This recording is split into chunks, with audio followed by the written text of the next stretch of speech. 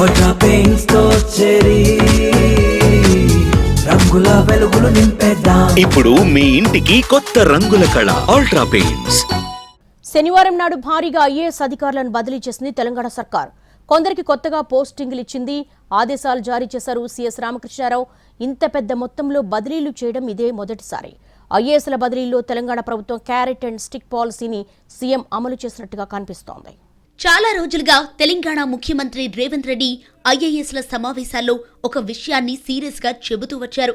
Ground level కు వెళ్లండి, ప్రజలకు సేవ చేయండని పదే పదే సూచించారు. అయితే చాలా మంది ఐఏఎస్లు క్షేత్రస్థాయిలో తిరగడానికి అంతగా ఇష్టపడటం లేదన్న విషయం ప్రభుత్వానికి చేరింది. కొందరు జిల్లా కలెక్టర్లు ప్రభుత్వం చెప్పినా పనితీరు మార్చుకోలేదనే విషయం తేలిపోయింది. అదే సమయంలో మంచి పనితీరు కనబరిచిన అధికారులు కూడా ఉన్నారు. దీంతో ముఖ్యమంత్రి రేవంత్ ఒక నిర్ణయానికి వచ్చారు. పనిచేసే వాళ్లు జిల్లాల్లో కంటే సెక్రటేరియట్లో ఉండటం బెటర్ అని భావించిన సీఎం వారిని సచివాలయానికి తీసుకొచ్చారు. ఐఏఎస్ల బదిలీలో CM Revanth Reddy carrot and stick policy అమలు చేశారనే చర్చ అధికారుల్లో జరుగుతుంది. ఓ సీనియర్ ఉన్నతాధికారికి అదే జరిగిందని స్పష్టం చేస్తున్నారు కూడా. బాగా పనిచేసిన వారిని ప్రోత్సహించడం, పనిచేయని వారికి పనిష్మెంట్ ఇవ్వటమే క్యారెట్ అండ్ స్టిక్ పాలసీ.